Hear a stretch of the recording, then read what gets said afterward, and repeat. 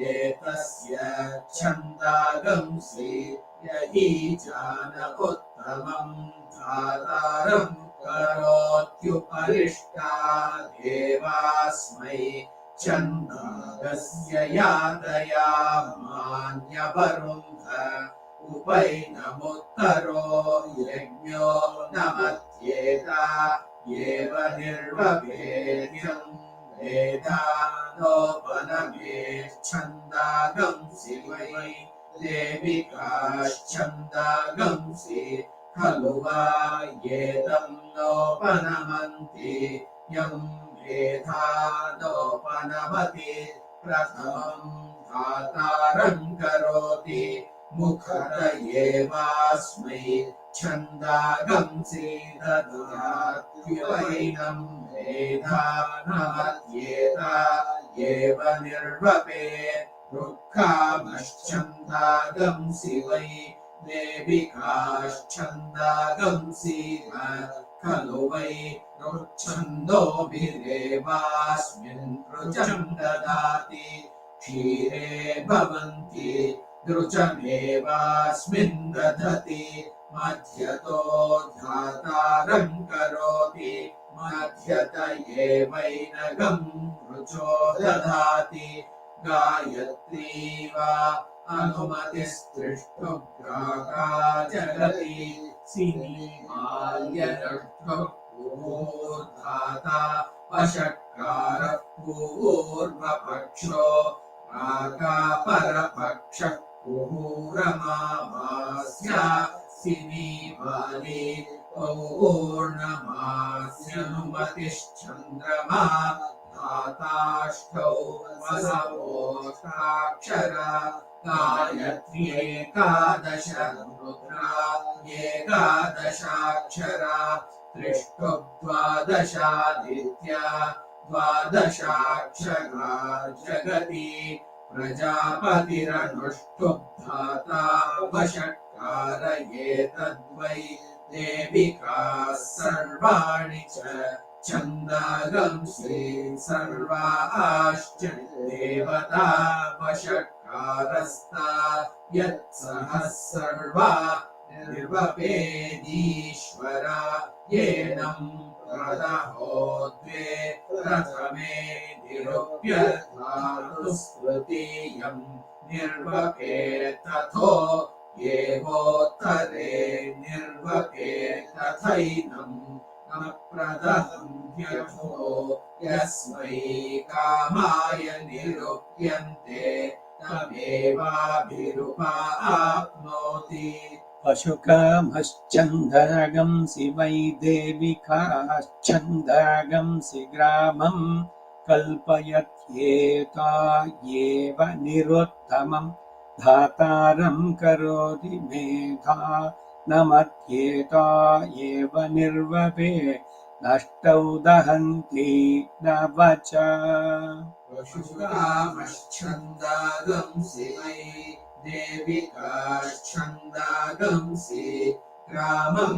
कल्पयत्येता एव निरुत्तमं धातारं करोति मेधा नमत्येता एव निर्वपे अष्टौ दहन्ति नवच पशुकामश्चन्दागंसि वै देविकाश्चन्दागंसि ग्रामं कल्पयत्येता एव निरुत्तमं धातारं करोति मेधा नमत्येता एव निर्वपेदष्टौ दहन्ति नवच देविका प्रजा कामो मिथुनी प्रजासु पशुकामः प्रैव ग्रामकामो जोगामयावी यं यज्ञो य ईजानो यं मेधा रुक्कामोऽष्टौ देविका भवन्ति ददति राष्ट्रकामाय भवति दधाति देविका प्रजाकामो मिथुनी प्रजासु पशुकामः प्रैव ग्रामकामो ज्योगामयावी यं यज्ञो य ईजानो यं मेधा रुक्कामेष्टौ देविका भवन्ति ददति राष्ट्रकामाय भवति न ददाति देविका प्रजाकामो मिथुनी प्रजासु पशुकामः प्रैवग्रामकामो ज्योगामयाभि यं यज्ञो यईचानो यं मेधा रुक्कामोष्टौ देविका भवन्ति न ददति राष्ट्रकामाय भवति न ददाति वास्तोष्पते प्रतिजानीह्यस्मान् स्वाभेषो अनमीवो भवानः वासोष्पते प्रतिजानी यस्मान् स्वावेशो अनमीवो भवानः वास्तोष्पते प्रतिजानी यस्मान् स्वावेशो अनमीवो भवानः यत्त्वे महे प्रतिपन्नो जुषस्व शं न येधि द्विपदे शं चतुष्पदे यत्वे महे प्रतितन्नो जुषस्व शं न येधि द्विपदे शं चतुष्पदे यत्वे महे प्रतितन्नो जुषस्व शं न येधि द्विपदे शं चतुष्पदे वास्तो ओष्पते षड्मया सगं सदा ते सक्षी महीन् हिरण्वया गातुमत्या वास्तु ओष्पते षड्मया सगं सदा ते सक्षी महीर्ण्वया गातुमत्या वास्तु ओष्पते षड्मया सगं सदा ते सक्षी महीर्ण्वया गातुमत्या सक्षी महिरण्वया गातुमत्या सक्षी महिरण्वया गातुमत्या सक्षी महिरण्वया गातुमत्या आपः क्षेम उत योगे वरं नो यूयं पात स्वस्तिभिः सदा नः आवः क्षेम उत योगे वरन्नो यूयं पात स्वस्तिभिः सदा नः आवः क्षेम उत योगे वरन्नो यूयं पात स्वस्तिभिः सदा नः ಯೂಯಂ ಪಾತು ಸ್ವಸ್ತಿಭಿಃ ಸದಾ ನಃ ನಃ ಅಂದರೆ ನಮಗೆ ಸದಾ ಸ್ವಸ್ತಿಯನ್ನು ಉಂಟು ಮಾಡು ವಾಸ್ತೋಷ್ಪತಿ ಮಂತ್ರ ಇದು ಹೇಳ್ಬೇಕಾದ್ರೆ ಭಗವಂತನನ್ನೇ ಪ್ರಾರ್ಥನೆ ಅದು ವಾಸ್ತು ಪುರುಷನನ್ನ ಇದು ಮಾಡಬೇಕಾದ್ರೆ ಗೃಹ ಪ್ರವೇಶದಲ್ಲಿ ಈ 4 ಋತುಗಳಿಂದ ಹೋಮವನ್ನು ನಡೆಸುವಂಥದ್ದು ಪ್ರಧಾನ ಹೋಮ ಇದೆ ಗೃಹ ಪ್ರವೇಶದಲ್ಲಿ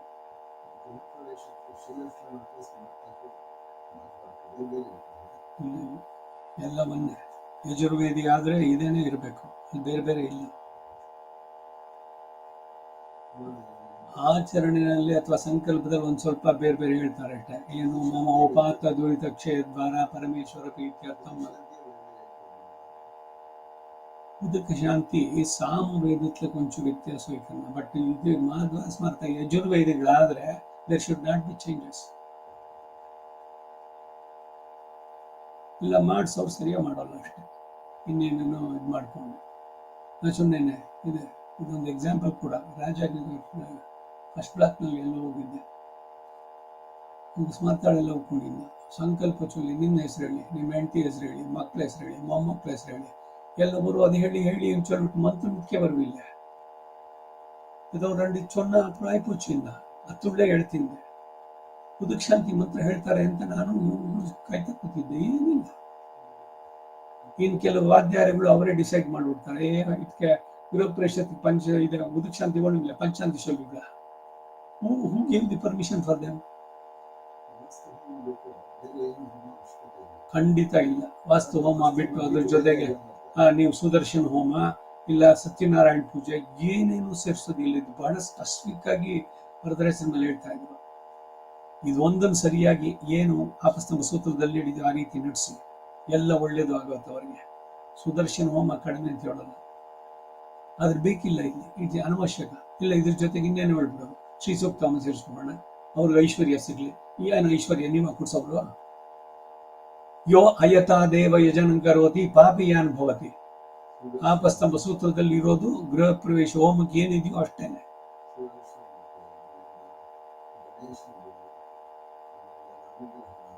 ಗಣೇಶ ನವಗ್ರಹ ಇದೆಲ್ಲ ಸೇರಿಸಬಾರದು.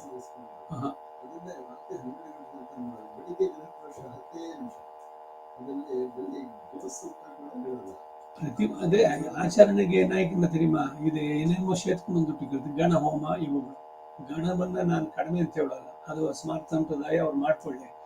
ಪ್ರವೇಶ ಆದ್ಮೇಲೆ ಯಾವ ಹೋಮ ಮಾಡ್ತೀರಿ ಅಂತ ಕೇಳ್ತಾ ಇದ್ರು ವರದರಾಜಸ್ವಾಮಿ. ಒಂದು ಮನೆಯಲ್ಲಿ ಅಲ್ಲಿ ಪ್ರವೇಶ ಆಗದೆ ಅಲ್ಲಿ ಏನ್ ಕಾರ್ಯಕ್ರಮಗಳನ್ನ ನಡೆಸ್ತೀರಿ? ಹಿಂದಿನ ದಿವಸ ಎಲ್ಲಿ ಹೊರಗಡೆ ನಡೆಸೋದು? ಪ್ರವೇಶ ಅಂತ ಇರೋದು ಯಾಕೆ? ಹಾಗಾದ್ರೆ ನೀವು ಹಿಂದಿನ ದಿವಸ ರಾತ್ರಿ ಅಲ್ಲೆಲ್ಲ ಮಾಡೋದಾದ್ರೆ ಗೃಹ ಪ್ರವೇಶಕ್ಕೆ ಮುಹೂರ್ತ ಹೇಳೋದು meaningless, because you have already entered previous evening. ಯಾವುದು ಹೇಗಿದೆಯೋ ಅದು ಪ್ರೊಸೀಜರ್. ಮೊದಲು ಪ್ರವೇಶ ಆಗ್ಬೇಕು, ಪ್ರವೇಶ ಆಗಿದ ತಕ್ಷಣ ಅವ್ರಿಗೆ ಒಂದು ಆರತಿ ಆಗ್ಬೇಕು. ಇಂದ್ರಸ್ಯ ಗೃಹ ವಸುಮ ವರೋತಿನಃ ತಾನ್ ಅಹಂ ಪ್ರಪದ್ಯ. ಇಂದ್ರನನ್ನು ಪ್ರಾರ್ಥನೆ ಮಾಡ್ಕೊಂಡು, ಇಂದ್ರಾತ್ಮಕನಾದ ಭಗವಂತನ, ಈ ಜಾಗದಲ್ಲಿ ನಾನಿರ್ತೀನಿ, ನನಗೆ ಒಳ್ಳೆ ಪ್ರಾಸ್ಪರಿಟಿ, ವಂಶಾಭಿವೃದ್ಧಿ, ಇದು ಸಂಪತ್ತು ಎಲ್ಲವೂ ಉಂಟಾಗ್ಲಿ, ಅದಕ್ಕೆ ನಿನ್ನಲ್ಲಿ ಶರಣಾಗಿದ್ದೇನೆ ಅಂತ ಹೇಳ್ಕೊಂಡು ಬರೋದು. ಬಂದ್ಮೇಲೆ ಅವ್ರಿಗೊಂದು ಆರತಿ ಆದ್ಮೇಲೆ ಉದಕ್ ಶಾಂತಿ ಸಂಕಲ್ಪ ಅವಾಗ ಶುರು. ಏನೇನು ಸೇರ್ಸಕ್ ಹೋಗ್ಬಾರ್ದು, ತಪ್ಪಿದು. ಬಟ್ ಮಾಡ್ತಾ ಇದ್ದಾರೆ ಎಲ್ರು ಬೇಕು, ಎಲ್ರು ಸರ್ವಜ್ಞರು ಅವರವರ ಮೇಲೆ. ವೇದದಲ್ಲೇ ಅಥಾರಿಟಿ. ಯೋ ಅಯಥಾ ದೇವ ಯಜನಂ ಕರೋತಿ. ಯಾವ್ದಕ್ಕೆ ಏನೇನು ಪ್ರಿಸ್ಕ್ರಿಪ್ಷನ್ ಇದೆಯೋ ಆ ರೀತಿ. ಈಗ ಡಾಕ್ಟರ್ ಏನೋ ಬರ್ಕೊಟ್ಟಿದ್ದಾರೆ ಆಂಟಿಬಯೋಟಿಕ್, ಯಾಕೆ ಅದ್ರ ಬದಲು ಇನ್ನೇನೋ ತಗೊಂಡ್ಬಿಡ್ತೀನಿ, ಆಗುತ್ತೋ? ಯಾವ್ದಕ್ಕೆ ಏನು ಅಂತ ಅದನ್ನ ಮಾಡಿದವ್ರು ಯಾರು? ಅವರುಗಳು, ಆಪಸ್ತಂಭರು, ಆಶ್ವಲಾಯನ, ಜೈಮಿನಿ, ಇವರುಗಳು. ಆ ಸ್ಮೃತಿಗೆ ಅನುಸಾರವಾಗಿ ನಡೆಸಬೇಕಾದದ್ದು. ಬಹಳ ದೊಡ್ಡ ತಪ್ಪುಗಳಿದೆ ಇದೆಲ್ಲ ಮಾಡ್ತಾ ಇರೋದು. ಏನಿದೆಯೋ ಅಷ್ಟು ಮಾಡಿ, nothing nothing less. Short cut ಮಾಡ್ಬೇಡಿ, ಹಾಗೆ ಹೆಚ್ಚಿಗೆನೂ ಮಾಡ್ಬೇಡಿ. ಯಾರನ್ನು ಇಂಪ್ರೆಸ್ ಮಾಡಬೇಕು?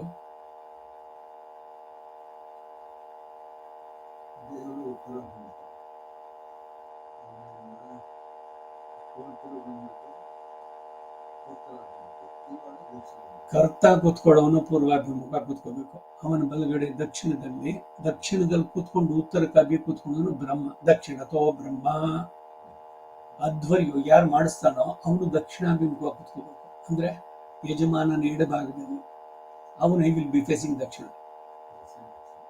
ಇವನು ಪೂರ್ವದಲ್ಲಿ ಕೂತ್ಕೊಂಡು ಇದು ಮಾಡುವಂತಹದ್ದು ಇಲ್ಲ. ಪೂರ್ವ ಉತ್ತರ ಕೂಡುದು, ಪೂರ್ವ ಅಥವಾ ಉತ್ತರ ಅಂತ ಕೊಟ್ಟರು ಕೂಡ ಪೂರ್ವದ್ಭಿಮುಖವಾಗೇನೆ ಮಾಡಬೇಕು. ಯಾಕೆಂದ್ರೆ ಈಶಾನ್ಯ ಅರಿಷ್ಟ ನಿರಸನ ವಸ್ತು, ಆ ದಿಕ್ಕುಗಳು ಒಂದೊಂದು ಹೇಳುತ್ತೆ. ಆಗ್ನೇಯ ಆದಿಕ್ರಮೇಣ ಎಲ್ಲವೂ ಬರ್ಬೇಕಾದ್ರೆ. ಸೊ ಆ ದಿಕ್ಕುಗಳು ಬಹಳ ಮುಖ್ಯ. ಇದಕ್ಕೆ ಆಧಾರ ಏನು ಅಂತಂದ್ರೆ ವೇದದಲ್ಲೇ ಬರುತ್ತೆ. ಪ್ರಾಕ್ ಪೂರ್ವಾಭಿಮುಖವಾಗಿ ಕುಳಿತುಕೊಂಡು ದೇವತೆಗಳನ್ನ ಉದ್ದೇಶಿಸಿ ಮಾಡಬೇಕಾದದ್ದು.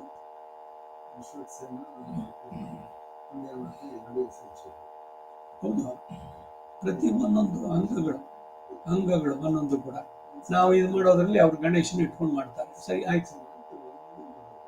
ಇಲ್ಲ, ಗಣೇಶನ ಇಟ್ಕೊಂಡು ಮಾಡೋದ್ರೆ ಆಗ್ಬೋದು. ಸ್ಮಾರ್ತ ಸಂಪ್ರದಾಯ ತಗೊಂಡಾಗ ಗಣೇಶನನ್ನೇ ಷೋಡಶೋಪಚಾರಗಳು, ಪುಣ್ಯ ವಾಚನ ಯಾವುದಕ್ಕಿದ್ರೆ ಅಲ್ಲಿ ಪ್ರಿಸ್ಕ್ರಿಪ್ಷನ್, ಇಲ್ದಿದ್ರೆ ಬೇಕಿಲ್ಲ. ಪ್ರವೇಶದಲ್ಲಿ ಓದಕ್ ಶಾಂತಿನಲ್ಲಿ ಬರೋಲ್ವೇ? ಬೇಕಿಲ್ಲ. ಇಲ್ಲಿ ಬಂದಿದ ತಕ್ಷಣ ಉದಕ್ ಶಾಂತಿ ಸಂಕಲ್ಪ ಆಗತ್ತೆ. ಉದಕ್ ಶಾಂತಿನಲ್ಲಿ ಪುಣ್ಯವಾದ ಮಂತ್ರಗಳು ಇದೆ, ಆದ್ರೆ ಪುಣ್ಯ ಒಂದು ಸಪರೇಟ್ ನಲ್ಲಿ ಇದೆ. ಅಭ್ಯುದಯ ಶ್ರಾದ್ದ ಮಾಡ್ಬೇಕು ಒಡೆನಲ್ಲಿ. ಅದಾದ್ಮೇಲೆ ಅದಕ್ಕೆ ಅಂಗವಾಗಿ ಅಭ್ಯುದಯ ಶ್ರಾದ್ದ ಕರ್ಮಾಂಗಂ ಶುದ್ಧಿ ಪುಣ್ಯಾಹಂ ವಾಚಿಷ್ಯೆ ಉಂಟೆ. ಎಲ್ಲದರಲ್ಲೂ ಉಂಟು ಅಭ್ಯುದಯ ಶ್ರಾದ್ದ. ಕೆಲವುದ್ರಲ್ಲಿ ಮೊದಲಾಗುತ್ತೆ, ಕೆಲವುದ್ರಲ್ಲಿ ಆಮೇಲೆ ಆಗುತ್ತೆ. ಗೃಹ ಪ್ರವೇಶದಲ್ಲಿ ಕಡೆನಲ್ಲಿ ಮಾಡಿಸ್ಬೇಕು. ಒಂದಷ್ಟು ಹಿರಣ್ಯ ಇದು ಮಾಡಿಬಿಟ್ಟು ಆಮೇಲೆ ಪುಣ್ಯ ಚತುರ ಬ್ರಾಹ್ಮಣ ಅಂತೋಷ ಇಷ್ಯೆ. ಅಭ್ಯುದಯ ಶ್ರಾದ್ದ ಪಿತೃಗಳಿಗೆ ನಡೆಸುವಂತ. ಇವಾಗ ಇದಿದೆಯಲ್ಲ, ವಿವಾಹ, ಉಪನಯನ, ಇದರಲ್ಲೆಲ್ಲ ಅಭ್ಯುದಯ ಶ್ರಾದ್ದ ಮೊದಲೇ ಆಗುತ್ತೆ. ಯಾಕಂದ್ರೆ ಉಪಹಾರ ಇದೆಲ್ಲ ಕೊಡೋದಿದೆ ಅವರಿಗೆ, ತಿಂಡಿ. ಇದು ಮದುವೆನಲ್ಲೂ ಅಷ್ಟೇ, ಉಪನಯನದಲ್ಲೂ ಅಷ್ಟೇ. ಶೂದ್ರದ ಬೇರೆ, ಶೂದ್ರ ಕಮಲಾಕರ ಗ್ರಂಥ ಇದೆ, ಅದ್ರ ಪ್ರಕಾರ ನಡೆಸ್ಬೇಕು. ಯಾರಿಗೆ? ನಮ್ಮ ಗುರುಗಳೇನೋ ಮಾಡ್ತಾ ಇದ್ರು, ಸ್ಮಾರಕರ ಹತ್ರ ಮಾಡಿಸಿ. ಯಾರು ಆ ಶೂದ್ರ ಕಮಲಾಕರ ಓದಿದಾರೋ, ಬೇಕಾದ್ರೆ ಶ್ರೀ ವೈಷ್ಣವ್ ಮಾಡಿಸೋದಾದ್ರೆ ಯು ಶುಡ್ ಹ್ಯಾವ್ ದಟ್. ಅದರಲ್ಲಿ ಯಾವ ಒಂದು ವೇದ ಮಂತ್ರವೂ ಇಲ್ಲ, ಎಲ್ಲ ಪುರಾಣೋಕ್ತವಾದ ಮಂತ್ರಗಳು. ಯಾವುದನ್ನ ಅವನು ಮಾಡೋಂಗಿಲ್ಲ. ಅವನಿಗೆ ಅಗ್ನಿ ಪ್ರತಿಷ್ಠೆಗೆ ಯೋಗ್ಯತೆ ಹೆಂಗೆ? ಹೌದು, ಅವನು ಇದನ್ನ ಕೊಟ್ಬಿಟ್ಟು ಆಚಾರ್ಯಂ ತ್ವಾಂ ವೃಣೀಮಹೆ, ಐ ಅಫಿಷಿಯೇಟ್ ಯು. ಯಾರಿಗೆ ಗೊತ್ತಿರೋದು ಸುಮ್ಮನೆ. ಮುಂದೆ ಯಾರು ಗೊತ್ತಿರ್ಲಿ, ಪಕ್ಕದಲ್ಲಿ ಯಾರು ಗೊತ್ತಿರ್ಲಿ, ನಡೆಯುವಂತದ್ದು ನಡೀಲಿ. ಆ ಶೂದ್ರ ಕಮಲಾಕರ ತಗೊಂಡ್ರೆ ಬರೀ ಪುರಾಣೋಕ್ತವಾದಗಳನ್ನೇ ಸೇರಿಸಿ ಹೇಳ್ತಾರೆ ಆ ರೀತಿ. ಅದಕ್ಕೆ ವರ್ಣ ಆಶ್ರಮ ಧರ್ಮಗಳು ಯಾರ್ಯಾರ್ದು ಹೇಗಿದೆಯೋ ಹಾಗೆ ನಡೆಸ್ಬೇಕು. ಅದು ಬಿಟ್ಟಲ್ಲ. ಹಿಂದೇನು ಒಂದ್ಸಲ ಹೇಳಿದ್ದೆ ನಿಮಗೆ, ಮನೆ ಪಕ್ಕದ ಮನೆಯಲ್ಲಿ ಮೇಲ್ಗಡೆ ಒಬ್ಬರಿದ್ರು. ನಾನು ಇದೆಲ್ಲ ನೋಡ್ಬಿಟ್ಟು, ಮಾಮ ನೀವೇ ಮಾಡಿಸ್ಬೇಕು ನಮಗೆ ಗೃಹ ಪ್ರವೇಶ ಅಂತ. ಸರಿ, ನಾನು ಅವರ ಹತ್ರ ಕೇಳ್ಕೊಂಡೆ, ವರದಕ್ಷಿಣೆ ಅಂತ. ಅವರೆಲ್ಲ ನೋಡ್ಬಿಟ್ಟು ಡೇಟ್ ಹೇಳಿಕೊಟ್ರು. ಆಮೇಲೆ ಅವರು ಕಳಿಸಿದ ಮೇಲೆ ನೀವು ಹೋಗಿ ಮಾಡಬೇಡ್ರಿ ಇಲ್ಲಿ. ಅವ್ರು ಇನ್ನೊಬ್ಬರು ಗೊತ್ತಿದ್ರು, ಶ್ಯಾಮರಾವ್ ಎನ್ನುವ ಪೇರೆ ಅವತ್ತ ಸ್ಮಾರ್ಥ, ಅವ್ರೋಗಿ ಮಾಡಿಸ್ಲಿ ಇನ್ನ ಗೃಹ ಪ್ರವೇಶ. ಇವು ನೀವು ನೀವು ಇಲ್ಲ, ಗುರುಗಳ ಆದೇಶ ಆಗಿದೆ, ನೀವು ಚೆನ್ನಾಗಾಗಲಿ, ಅವ್ರು ಹೇಳ್ಕೊಟ್ಟಿದ್ದಾರೆ, ಇನ್ನೊಬ್ಬರನ್ನು ಕಳಿಸ್ತಾರೆ, ಅವ್ರು ಹೋಗಿ ಮಾಡ್ತಾರೆ, ಅವ್ರು ಬರ್ತಾರೆ, ನಿಮಗೆ ಮಾಡಿ. ಯಾರ್ಯಾರು ಏನೇನು ಮಾಡಬೇಕು ಅದು ಸುಮ್ಮನೆ ಎಲ್ಲೋ ದಿವಸದೂ ನಾನು ಹೇಳ್ಬಿಡ್ತೀನಿ, ನಾನು ಮಾಡ್ಬಿಡ್ತೀನಿ ಅಂತ ಹೋಗೋದಲ್ಲ. ಇದೆಲ್ಲ ಅಪಚಾರಗಳಾಗುತ್ತೆ. ಮುದ್ರಾ ಚಮಕ ಅವರು ಸ್ಮಾರ್ತರು, ಅವರುಗಳಿದ್ದಕ್ಕೆ ಅಲ್ಲಿದೆಯೋ ಪ್ರಿಸ್ಕ್ರಿಪ್ಷನ್. ಸುಮ್ಮನೆ ಯಾರೋ ಹೇಳಿದ್ರು, ಸೊಲ್ಯೂಡ, ಇದು ಹೇಳ್ಬೇಡ, ಈ ಒಂದು ಪುರುಷ ಸೂಕ್ತ ಮಾಡಿ, ಶ್ರೀ ಸೂಕ್ತ ಸೋಮವಾರ ಭೂಸೂಕ್ತನೂ ಹೇಳ್ಬೇಡ, ಇನ್ನೇನೋ ಒಂದು ಹೋಮ ಮಾಡಬೇಡ. ಮನಸ್ಸಿಗೆ ಬಂದಾಗ ನಿಮಗೆ ಏನೇನು ಬೇಕು ಅದೆಲ್ಲ ಮಾಡ್ತಾ ಇದ್ರೆ ಅದು ಸರಿಯಾಗತ್ತೆ. ಅದು ಆಪಸ್ತಂಭ ಸೂತ್ರದ ಪ್ರಕಾರ ನಡೆಯುತ್ತೆ. ಇದಕ್ಕೇನಾದರೆ ಯಾರ್ಡ್ ಸ್ಟಿಕ್ ಏನು, ಯಾವ್ದು ಮಾಡಬೇಕು ಯಾವ್ದು ಮಾಡಬಾರ್ದು, ಅದಕ್ಕೆ ಆಧಾರ ಸ್ಮೃತಿಗಳೇನೆ. ಆಪಸ್ತಂಭ ಸೂತ್ರ. ಸತ್ಯನಾರಾಯಣ ಪೂಜೆ ಇಲ್ವೂ ಇಲ್ಲ, ಅವರೊಬ್ಬ ಕ್ರಿಟಿಸೈಸ್ ಮಾಡಿದ್ರಿಂದ. ವೆಸ್ಟ್ ಬೆಂಗಾಲ್ನಲ್ಲಿ ಶುರುವಾಗಿದ್ದದು, ಯಾವುದೋ ತಾಮಸ್ ಪುರಾಣದಲ್ಲಿ ಬರುವಂತಹದ್ದು ಸತ್ಯನಾರಾಯಣ ಪೂಜೆ. ಆ ಪ್ರಸಾದ ತಿಂದ್ಬಿಟ್ರೆ ನಿಮ್ಗೆ ಎಲ್ಲ ಆಗುತ್ತೆ, ಇಲ್ದಿದ್ರೆ ನಿಮ್ ಬಿಸ್ನೆಸ್ ಅದು ಇದು ಎಲ್ಲ ಹೋಗ್ಬಿಡ್ತಂತೆ. ಆಮೇಲೆ ಇನ್ನೆಲ್ಲೋ ಹೋಗಿ ತಗೊಂಡ. ನಾನು ಅದ್ರ ಕಡಿಮೆ ಆಗಿ ಅಂತ ಹೇಳೋಲ್ಲ, ಅದು ಯಾರಿಗೆ ಬೇಕೋ ಅವ್ರು ಮಾಡ್ಕೊಳ್ಳಿ, ನಮಗಲ್ಲ ಅದು ಅಷ್ಟೇ. ಲಲಿತಾ ಸಹಸ್ರನಾಮ ಹೇಳ್ತೀವಿ ನಾವು. ಯಾವ ಶ್ರೀ ವೈಷ್ಣವ ಶ್ರೋತ್ರಿಯರು ಲಲಿತಾ ಸಹಸ್ರನಾಮ ಹೇಳಿ ಹಾಗಂತಂದ್ಬಿಟ್ಟು ಅವ್ರು ಕಡಿಮೆ ಅಂತ ಹೇಳೋಲ್ಲ. ಆ ಲಲಿತೇನೆ ಸಾಕ್ಷಾತ್ ಆಗಿ ಶಂಕರಾಚಾರ್ಯರಿಗೆ ಇದು ಬಂದಾಗ, ಇದು ಅವರ ಹಿಸ್ಟ್ರಿನಲ್ಲಿದೆ, ಚರಿತ್ರೆನಲ್ಲಿ. ಇವರೇ ಶ್ರೀರಂಗ ಇತ್ತುಪೋಣ, ಶ್ರೀನಗರ ಸರಸ್ವತಿ ಭಂಡಾರದಕ್ಕೆ ಹೋಗ್ಬಿಟ್ಟೆ. ಹಂಗೆ ಲಲಿತಾ ಸಹಸ್ರನಾಮಕ್ಕೆ ಕಾಮೆಂಟ್ರಿ ಹೇಳಿದ್ರು ಭಾಷ್ಯ. That was the intention of Shankaracharya. ಅವ್ರು ಹೋಗ್ಬಿಟ್ಟು ಅಲ್ಲಿ ಪುಸ್ತಕ ತಗೊಂಬ ಅಂದ್ರೆ, ಇವ್ರು ಶಿಷ್ಯರು ಹೋದಾಗ ಒಂದು ಹುಡುಗಿ ಬಂದ್ಬಿಟ್ಟು ಅದು ಬೇಡ, ಇದು ತಗೊಂಡು ಕೊಡು ಅಂತ ವಿಷ್ಣು ಸಹಸ್ರನಾಮಕ್ಕೆ ಕೊಟ್ಟಂತ. ಅವ್ರು ನೋಡ್ಬಿಟ್ಟು ಇದೇನು ಈ ಪುಸ್ತಕ ತಗೊಂಡ್ಬಂದೆ, ನಾನು ಹೇಳಿದ್ ಲಲಿತಾ ಸಹಸ್ರನಾಮ ತಗೊಂಬಂದು ಮತ್ತೆ ವಾಪಸ್ ಹೋದ. ಏನು ಹೋದ್ರೆ ಮತ್ತೆ ಅವಳು ಬಂದು ಬೇಡ ಬೇಡ ಅದು ಇದು ತಗೊಂಡು ಬರಿ ಅಂತ. ವಿಷ್ಣು ಸಹಸ್ರನಾಮತ್ತದೆ ಡೆಲ್ಲಿಯಿಂದ 3 ವಾಲ್ಯೂಮ್ಸ್ ಇಂಗ್ಲಿಷ್ ಲಿಖನ ಅತೊಳಂದು ಇದು ಕೊಟ್ಟಿದ್ದಾರೆ ಹಿನ್ನೆಲೆ. ಸಾಕ್ಷಾತ್ ಆಗಿ ಲಲಿತೇನೆ ಹೇಳಿದ್ದು ನನ್ನ ಸಹಸ್ರನಾಮ ಬೇಡ, ವಿಷ್ಣು ಸಹಸ್ರನಾಮಕ್ಕೆ ನೀನು ಭಾಷ್ಯ ಬರಿ ಅಂತ. ಶಂಕರ ಭಾಷ್ಯ ಬಂದಿದ್ದು ಹೀಗೆ. ಲಲಿತಾ ಸಹಸ್ರನಾಮ ಕಡಿಮೆ ಅಂತ ಹೇಳೋಲ್ಲ ನಾನು, ನಮಗಲ್ಲ ಅಷ್ಟೇ. அப்படி என் ಸೌಂದರ್ಯ ಲಾರಿ ಚೆನ್ನಾಗಿದೆ, ಇಲ್ಲ ಅಂತ ಹೇಳೋಲ್ಲ. ಸೌಂದರ್ಯ ಲಾರಿ ಪಾರಾಯಣ ನಮಗೆ ಬೇಕಿಲ್ಲ. ನೆಕ್ಸ್ಟ್ ಈ ನಾರಾಯಣೀಯಂ ಎಲ್ಲ ಇನ್ನು ಆಂಡಾಳ್ಕೋಷ್ಟೇ, ನಾರಾಯಣೀಯಂ ಸೊಳ್ಳುಡುಂಗೋ ಇಟ್ಕೊಂಡು ಅಂತ. ನಾರಾಯಣೀಯಂನಲ್ಲಿ ಬರೆದವನು ನಾರಾಯಣ ಭಟ್ಟಾತ್ರಿ. ಅವನು ನನ್ನ ಮಂಡಿ ನೋವು ವಾಸಿ ಆಗ್ಲಿ ಅಂತ ಹೇಳಿ ಅದ್ವೈತ ಸೇರಿದವನು ಅವನು. ಅದಕ್ಕೆ ನಮ್ಮಲ್ಲಿ ಅದಕ್ಕೆ ಕೊಟ್ಟಿಲ್ಲ ಇಂಪಾರ್ಟೆನ್ಸ್. ನಾರಾಯಣೀಯಂನಲ್ಲಿ ಇದೆ, ಕೃಷ್ಣನ ಇದೆಲ್ಲ ಹೇಳುತ್ತೆ, ಅವನ ಆಶ್ಚರ್ಯ ಚೇಷ್ಟಿಕೆಗಳು ನಡೆಸಿದ್ದು ಎಲ್ಲವನ್ನು ಹೇಳ್ತಾನೆ. ಅಗ್ರೆ ಪಶ್ಯಾಮಿ ತೇಜೋ ಇವುಗಳೆಲ್ಲ ಬರುತ್ತೆ. 1036 ಶ್ಲೋಕಗಳು ಏನು ಅದು ನಾರಾಯಣೀಯ. ನಮ್ಗೆ ಅದು ಪ್ರಧಾನ ಅಲ್ಲ, ತಪ್ಪಲ್ಲ ಅದು. ಅದು ಅವ್ರು ಮಾಡಲಿ. ಸಾಮಾನ್ಯವಾಗಿ ಅಯ್ಯರು ಇವರುಗಳೆಲ್ಲ ಅವರುಗಳು ಇದನ್ನ ಹೇಳ್ತಾರೆ, ನಾರಾಯಣೀಯಮು ಇವುಗಳೆಲ್ಲ. ನಮಗಿದೆ, ವೇದ ಇದೆ, ಅದು ಬಿಟ್ಟು ನೋಡಿ ಇದೇನೆ ಮಾಡಬೇಕಾದದನ್ನು ಬಿಟ್ಟು ಬಿಡೋದು, ಇಲ್ಲದೆ ಇರೋದನ್ನು ಸೇರಿಸ್ಕೊಳ್ಳೋದು. ಅಕೃತ್ಯ ಅಕರಣ ಇದೇನೆ. ಕೃತ್ಯ ಅಕರಣ, ಯಾವ್ದು ಮಾಡಬಾರ್ದು ಅದನ್ನ ಮಾಡುವಂಥದ್ದು, ಯಾವ್ದು ಮಾಡಬೇಕು ಅದನ್ನ ಬಿಟ್ಬಿಡೋದು. ಇದಕ್ಕೇನೆ ಆ ತೈತಿರೀಯ ಉಪನಿಷತ್ ಯುಕ್ತ ಆಯುಕ್ತಾಹ ಅಲುಕ್ಷ ಧರ್ಮ ಕಾಮ ಸ್ಯುಃ ಯಥಾ ತೇಷು ವರ್ತೇರನ್ ಏಷ ಆದೇಶಃ ಏಷ ಉಪದೇಶಃ ಏಷ ವೇದೋಪನಿಷತ್ ಏತದ್ ಅನುಶಾಸನ, ಇದು ಅನುಶಾಸನ, ಹೀಗೆ ಮಾಡಬೇಕು. ಅದರಿಂದ ಆ ಚೌಕಟ್ಟನ್ನು ಬಿಟ್ಟು ಹೋಗಬಾರ್ದು. ಎಲ್ಲ ಏನೇನು ಹಿಂದೆ ಇದೆಯೋ ಇದೆಲ್ಲ ನಮಗೆ ಪ್ರತಿಯೊಬ್ಬರಲ್ಲೂ ನೋಡೋದು. ವೇದಾಂತೇಶಿಕರು ಒಳ್ಳೆ ಜ್ಞಾನಿ, ಭಗವಂತನೇ ಕೊಟ್ಟಿದ್ದೆಲ್ಲ ಅವರು ಮನಸ್ಸಿಗೆ ಬಂದಂತೆ ನಾನು ಮಾಡಬದಿರ್ತಾರೆ. ಅವ್ರ ಕೃತಿಗಳನ್ನು ಓದಿ ನೋಡಿ, ನಂದೇನು ಇಲ್ಲಿ ಇಂಡಿವಿಜುವಲ್ ಆಗಿ ನಂದೇನೋ ಒಂಚೂರು ಇರಲಿ ಅಂತ ನಾನು ಮಾಡಿಲ್ಲ. ಹಿಂದಿನವ್ರು ಏನು ಹೇಳಿದ್ರು ಅದನ್ನು ಹೇಳ್ತಾ ಇದ್ದೀನಿ ಅಷ್ಟೇ, ಅದನ್ನು ಸಿಂಪ್ಲಿಫೈ ಮಾಡಿದ್ದಷ್ಟೇ. ಯಾವ್ದ ಅವಾಗ ಇವರು ಶೂದ್ರ ಕಮಲಾಕಾರ ಓದ್ಬಿಟ್ಟು ಅದ್ರ ಪ್ರಕಾರ ನಡೆಸೋದು ಆಗ್ಬೋದು. ಪ್ರೊವೈಡೆಡ್ ಅವ್ರಿಗೆ ಆ ಗ್ರಂಥ ಇದೆಯಲ್ಲ ಅದನ್ನು ಇಟ್ಕೊಂಡು ಅದು ಆಧಾರ. ಶೂದ್ರ ಕಮಲಾಕಾರ ಶೂದ್ರರಿಗೆ ಇವರುಗಳನ್ನು ನಡೆಸುವಂತ, ಏನೇನು ಮಾಡಬಾರ್ದು. ಇಲ್ಲ ದುಡ್ಡು ಕೊಡ್ತಾರೆ, ಇಲ್ಲ ಎಲ್ಲ ಅಮೇರಿಕಾದಿಂದಾನು ಇನ್ನೆಲ್ಲಿಂದಾನು ಬಂದಿದ್ದಾರೆ, ಎಲ್ಲ ವೇದ ಏನಂತ ಕಡೆಗೆ ಬ್ರಹ್ಮ ರಾಕ್ಷಸರಾಗ್ತಾರೆ. ಇವರು ಮಾಡಿಸಿದವನು ದುಡ್ಡೇನು ಸಿಗುತ್ತೆ ಇವ್ರಿಗೆ. ಯಾವುದು ಖಂಡಿತ ಮಾಯೆ. ತಗೊಳ್ಬೇಕು, ಗ್ರಂಥ ತಗೊಂಡು ಓದಿ ಎಲ್ಲ ತಿಳಿಸ್ಕೊಂಡು ದೊಡ್ಡವ್ರ ಹತ್ರ ಯಾರ ಹತ್ರ ನಮಗೆ ಇವೆಲ್ಲ ಅಷ್ಟೇ. ಸುಮ್ಮನೆ ಅವರೇ ಮಾಡೋಕ್ಕಾಗಲ್ಲ. ಈಗ ಪುಸ್ತಕ ಇದೆ ಕೊಡಿ, ನಾನು ಮಾಡ್ಬಿಡ್ತೀನಿ ಎಲ್ಲಾನು.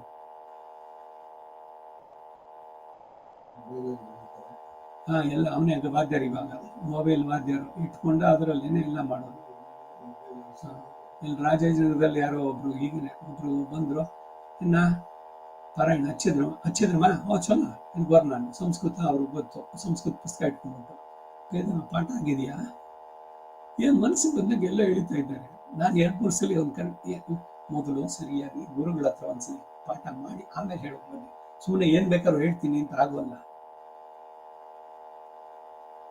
ಇದೆಲ್ಲ ದಾರಿ ತಪ್ತಾ ಇರೋರು, ಇದು ವ್ಯರ್ಥ ಅಲ್ಲ, ಸುಮ್ಮನೆ ಟೈಮ್ ವೇಸ್ಟ್ ಅಲ್ಲ. ಹೇಳ್ತಾ ಇದ್ದೀನಿ, ಒಂದಷ್ಟು ವೇದ ಕಲ್ತೀನೋ ಆ ಪುಸ್ತಕನ ಬನ್ನಿ ಹೇಳೋಣ, ಅದು ಆಗುತ್ತೆ, ಇದು ಹೇಳೋಣ ಬನ್ನಿ.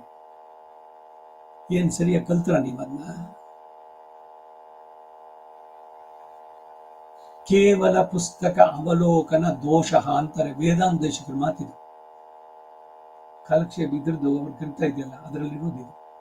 ಕೇವಲ ಪುಸ್ತಕ ಅವಲೋಕನ ದೋಷ, ಬರೀ ಪುಸ್ತಕ ನೋಡ್ಬಿಟ್ಟು ಮಾಡುವಂಥದ್ದು.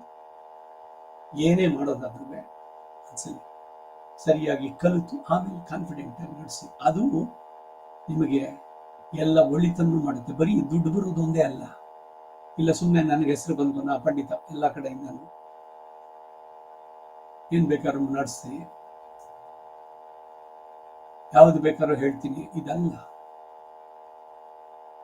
ಏನ್ ಹಿಂದಿನಿಂದ ಇದೆಯೋ ಆ ಪ್ರೊಸೀಜರು ಅದನ್ನು ಫಾಲೋ ಮಾಡಬೇಕು. ಬಹಳ ಬಹಳ ಮುಖ್ಯವಾದದ್ದು. ಏನಾಯ್ತು ಇವಾಗ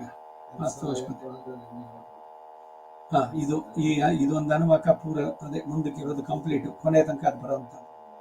ಯತ್ ಸಾಯಂ ಪ್ರಾತರಗ್ನಿಹೋತ್ರಂ ಜುಹೋತ್ಯಾಹುತಿಷ್ಠಕ ಏವತ ಉಪಧತ್ತೆ ಯಜಮಾನೋ ಹೋರಾತ್ರಾಣಿ ವಾ ಏತಸ್ಯೇಷ್ಟಕ ಯ ಆಹಿತಾಗ್ನಿರ್ಯತ್ ಸಾಯಂ ಪ್ರಾತರ್ಜುಹೋತ್ಯಹೋರಾತ್ರಾಣ್ಯೇವಾಪ್ತ್ವೇಷ್ಟಕ ಕೃತ್ವೋಪಧತ್ತೆ ದಶ ಸಮಾನತ್ರ ಜುಹೋತಿ ದಶ ಅಕ್ಷರ ವಿರಾಟ್ ವಿರಾಜಮೇವಾಪ್ತ್ವೇಷ್ಟಕ ಇಷ್ಟಕಾಂ ಕೃತ್ವೋಪಧತ್ತೆ ತೋ ವಿರಾಜ್ಯೇವ ಯಜ್ಞಮ ಆಪ್ನೋತಿ ಚಿತ್ಯಶ್ಚಿತ್ಯೋಸ್ಯ ಭವತಿ ತಸ್ಮಾದ್ಯತ್ರ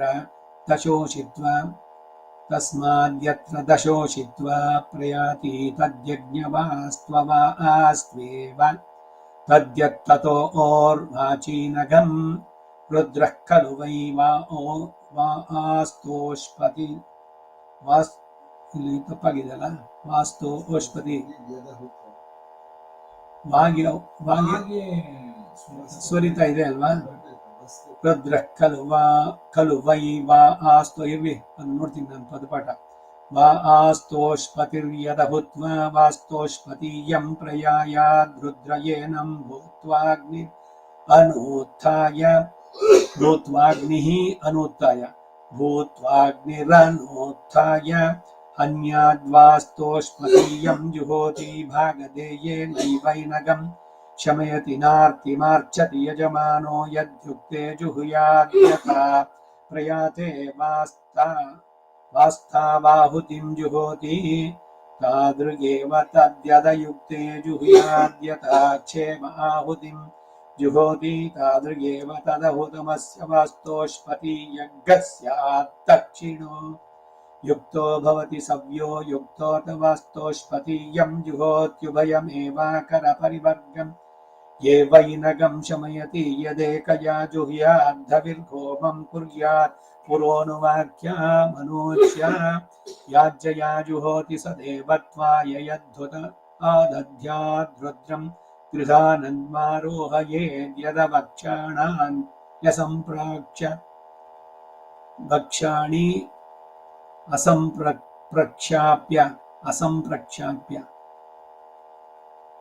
अन्वारोहयेद्यदवक्षाणान्यसम्प्रक्षाप्य प्रयायाद्यथा यज्ञवेशसंवादहनं वा तादृगेव तदयं ते यो निर्वृत्व्य इतरण्योः समारोहयत्येष वा अग्नेर्योनिस्व एवैनं योनौ समारोहयत्यथो कल्वाहुर्यदरण्योः समारूढो नश्येदुदस्याग्निः सीदेत् पुनराधेयस्यादिति याते अग्ने यज्ञियातनोस्तयेक्यारोह्येत्यात्मन् समारोहयते यजमानो वा अग्नेर्योनिस्वायामेवैनं योन्यागं समारोहयते।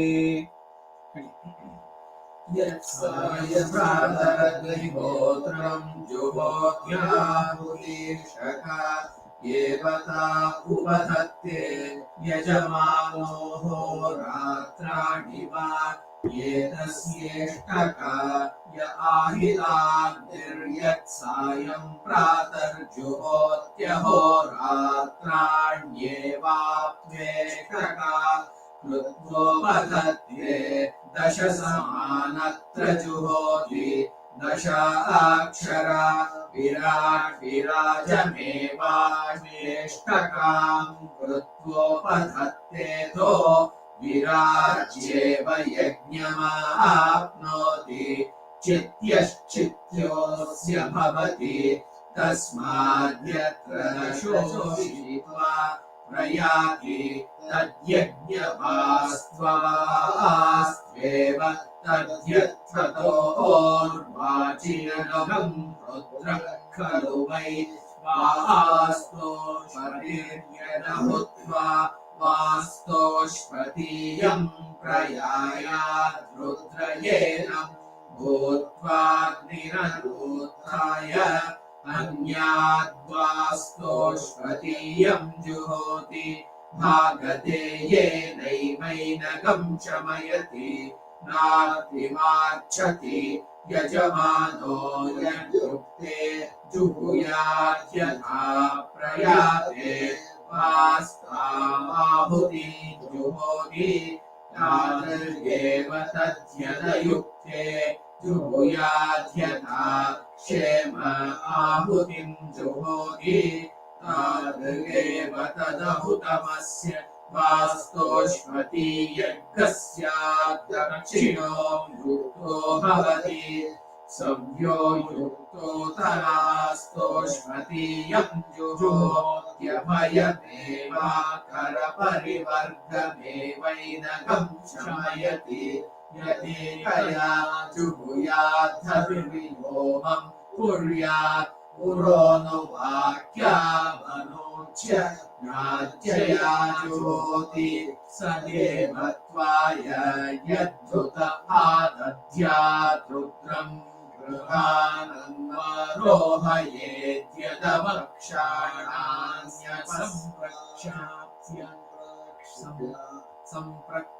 संप्रक्षाप्य प्रयायाद्यथा यज्ञमेषसंवादहनं वा तादृगेव तदयं ते योनिर्वृत्विय इत्यरण्योः समारोहयेष अग्नेर्यो निस्वयेवैनं योनौ समारोहयत्यथो कल्वाहुर्यदरण्योः समारूढो नश्येधुरस्याग्निः सीदेत् पुनराधेयस्यादिति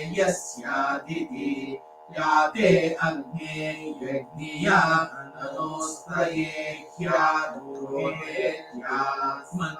समारोहयते यजमानो वा अग्नेर्यो निस्वायामेवैनं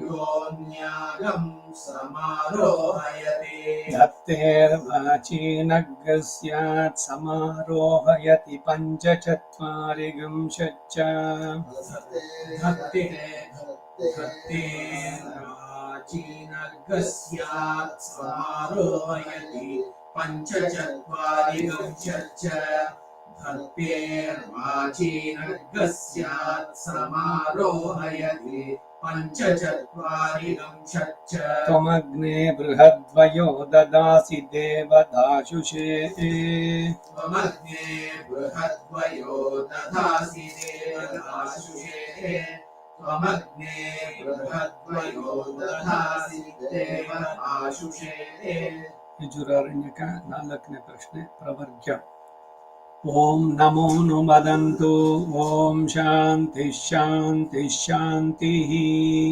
ಓಂ ನಮೋ ನುಮದಂತು ಓಂ ಶಾಂತಿ ಶಾಂತಿ ಶಾಂತಿ ಓಂ ನಮೋ ನುಮದಂತು ಓಂ ಶಾಂತಿ ಶಾಂತಿ ಶಾಂತಿ ನಮೋ ವಾಚೇಯಾಚೋದಿತಾಯ ಚಾನುದಿತಾ ತಸ್ಯೈ ವಾಚೇ ನಮೋ ನಮೋ ವಾಚೇ ನಮೋ ವಾಚಸ್ಪತಯೇ ನಮ ಋಷಿಭ್ಯೋ ಮಂತ್ರಕೃದ್ಭ್ಯೋ ಮಂತ್ರಪತಿಭ್ಯೋ ಮಾಂ ಋಷಯೋ ಮಂತ್ರಕೃತೋ ಮಂತ್ರಪತಯಃ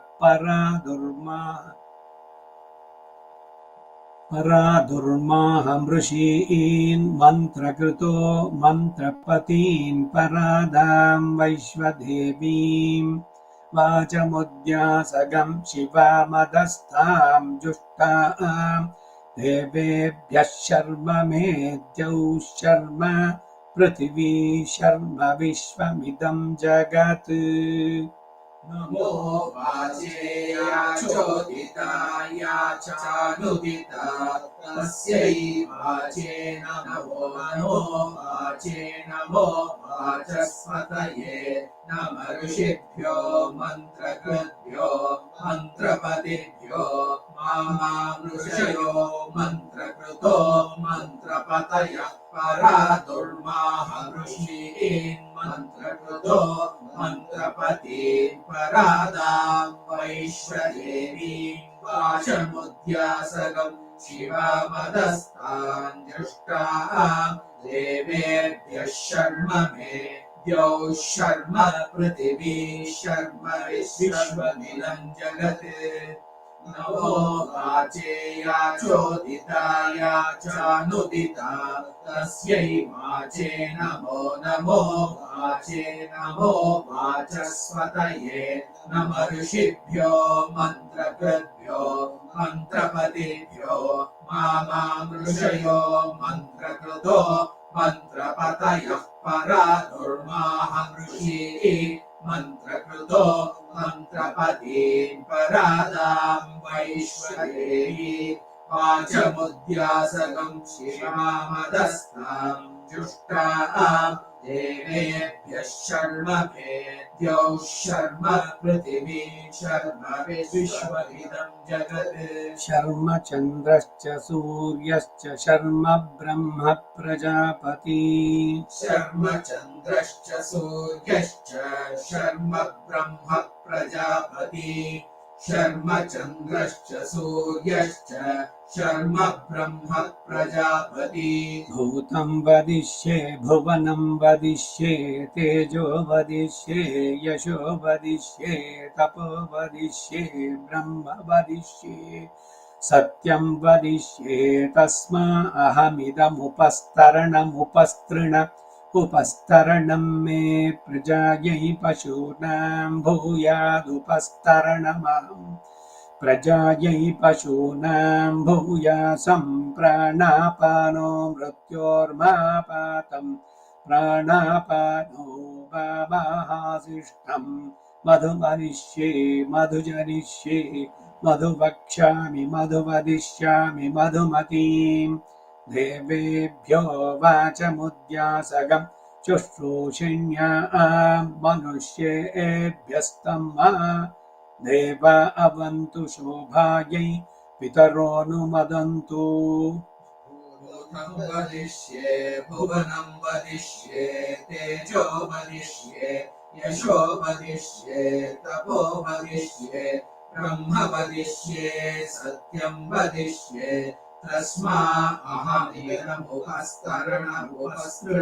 उपस्तरणं मे प्रजायै पशूनां भूयादुपस्तरणमहम् प्रजायै पशूनां भूयासं प्राणापानौ मृत्योर्मापातं प्राणापानौ माहासिष्ठम् मधुमनिष्ये मधुजनिष्ये मधुवक्ष्यामि मधुवदिष्यामि मधुमती देवेभ्यो वाचमुद्यासगं शुश्रूषेण्याः मनुष्येभ्यस्तम्मा देवा अवन्तु शोभायै पितरोऽनुमदन्तु ॐ भुवनं वदिष्ये तेजो वदिष्ये यशो वदिष्ये तपो वदिष्ये ब्रह्म वदिष्ये सत्यं वदिष्ये तस्मा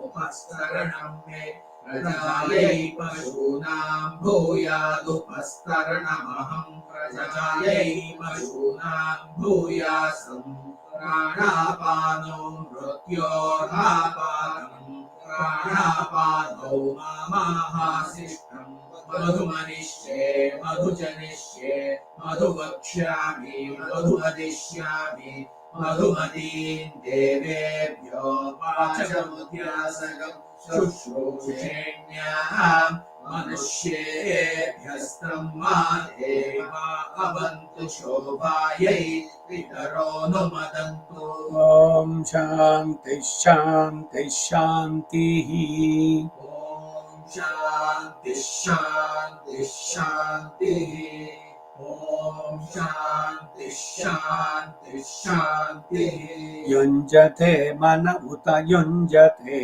धियः युञ्जते मन उत युञ्जते धियः युञ्जते मन उत युञ्जते धियः नमो ब्रह्मणे धारणं मे अस्त्वनिराकरणं धारयिता भूयासं कर्णयोः श्रुतं माच्यो ओढ्वं ममामुष्यवो हरिः ॐ श्रीकृष्णार्पणमस्तु